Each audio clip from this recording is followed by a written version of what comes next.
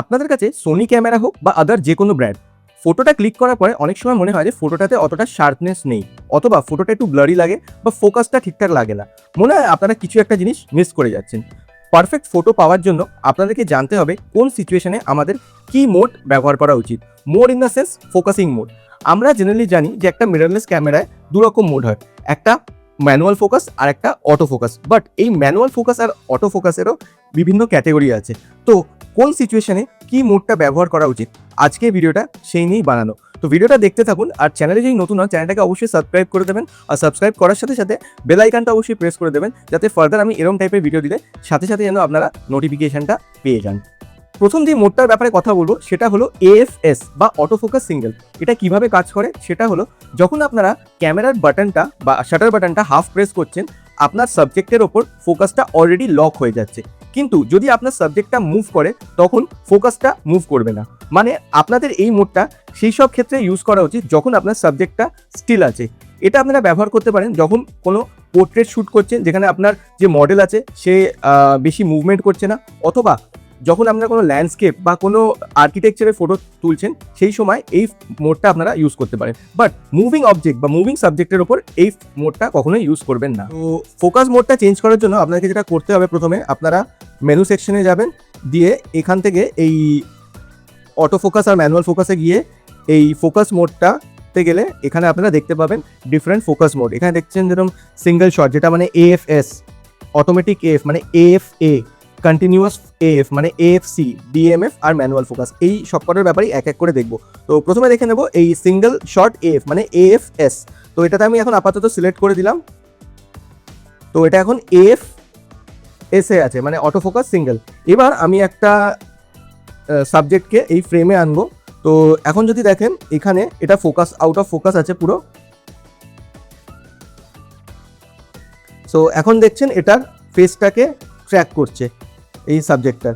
এইবার যদি আমি ক্যামেরার যেই শাটার বাটনটা হাফ প্রেস করি, দেখুন এটার আইতে অটো ফোকাস করে নিয়েছে, ঠিক আছে। কিন্তু আমি যদি সাবজেক্টটাকে মুভ করি, ফোকাসটা কিন্তু মুভ হবে না, দেখবেন যে সাবজেক্টটা ব্লার হয়ে যাবে, মানে আউট অফ ফোকাস হয়ে যাবে। তো দেখুন আমি এটাকে মুভ করলাম, দেখতে পাচ্ছেন এটা আউট অফ ফোকাস হয়ে গেছে সাবজেক্টটা।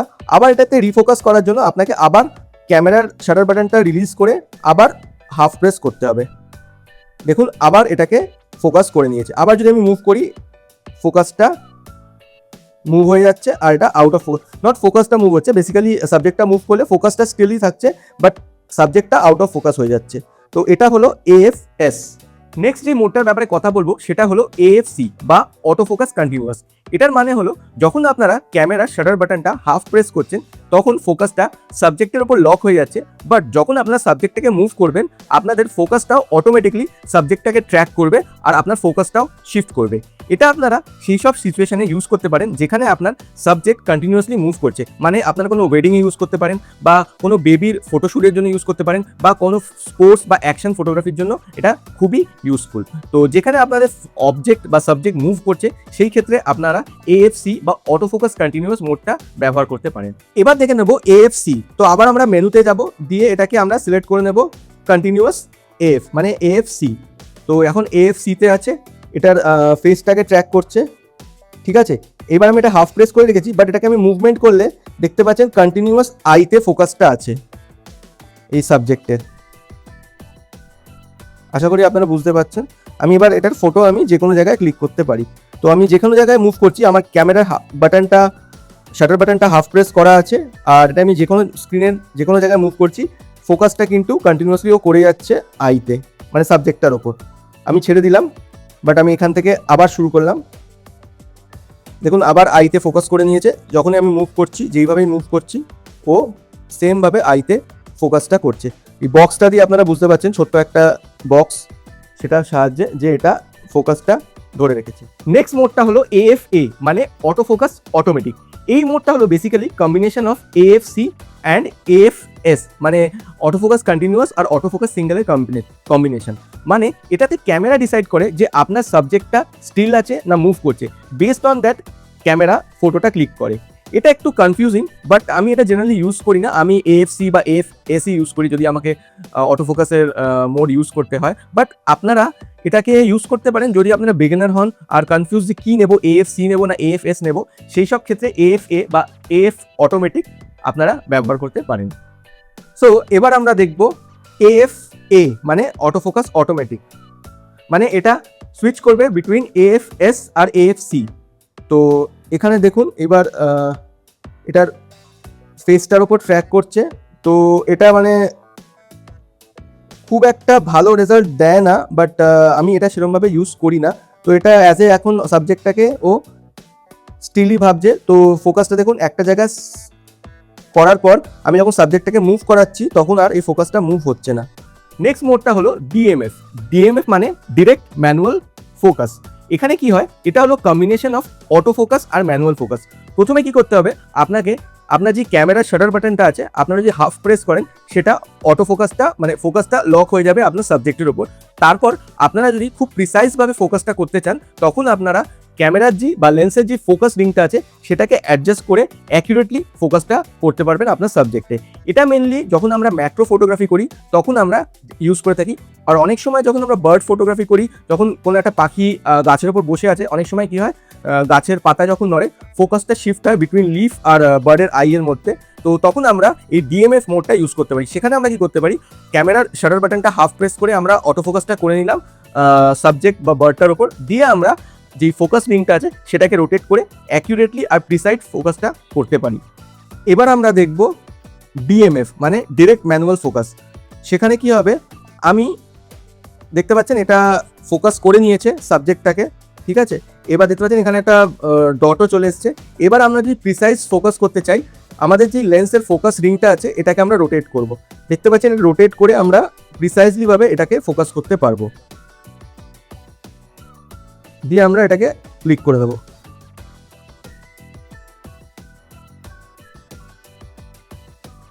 সো এরকম কিছু একটা আউটপুট আমরা পেয়েছি। নেক্সট মোড হলো ম্যানুয়াল ফোকাস বা MF। এটা হলো আলটিমেট মোড, মানে এখানে ক্যামেরা কিছু করবে না, যা করতে হবে আপনাকে করতে হবে।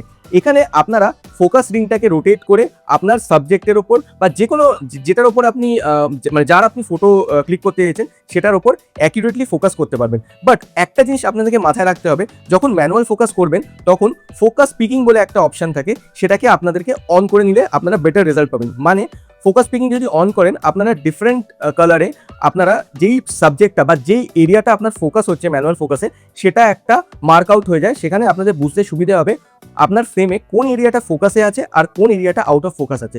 তো ম্যানুয়াল ফোকাসের ক্ষেত্রে যদি আপনার ফোকাস পিকিং অন করে নেন তাহলে আপনারা বেটার একটা আউটপুট পাবেন।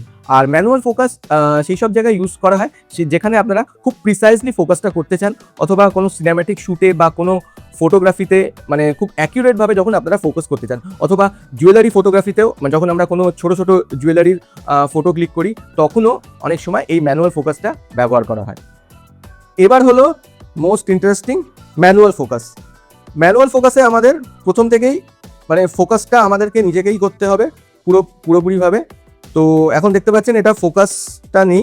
আমি যদি ক্যামেরার শাটার বাটনটাকে হাফ প্রেসও করি কিছু হবে না। এই যে ইমেজটা ক্লিক হচ্ছে দেখুন পুরো আউট অফ ফোকাস আসছে, দেখুন আউট অফ ফোকাস। তো আমাদের যেটা করতে হবে, আমাদের সাবজেক্টটাকে ফোকাস করতে হবে। তার জন্য আমাদের ক্যামেরার বাটনটাকে মানে শাটার বাটনটাকে হাফ প্রেস করলাম, আর যে ফোকাস রিংটাকে আছে সেটাকে আমাকে রোটেট করে অ্যাডজাস্ট করতে হবে। তো যেখানে আমরা দেখতে পাবো যে আমরা ইমেজটা শার্প পাচ্ছি সেখানে আমরা এটা ক্লিক করে দেবো। সো এই হলো আউটপুট।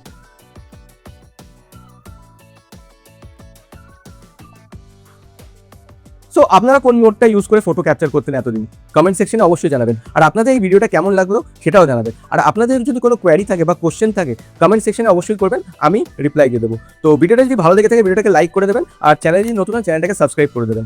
আর দেখা হচ্ছে আপনাদের সাথে আবার এরকম কোনো একটা নেক্সট ভিডিওতে। Till then tata.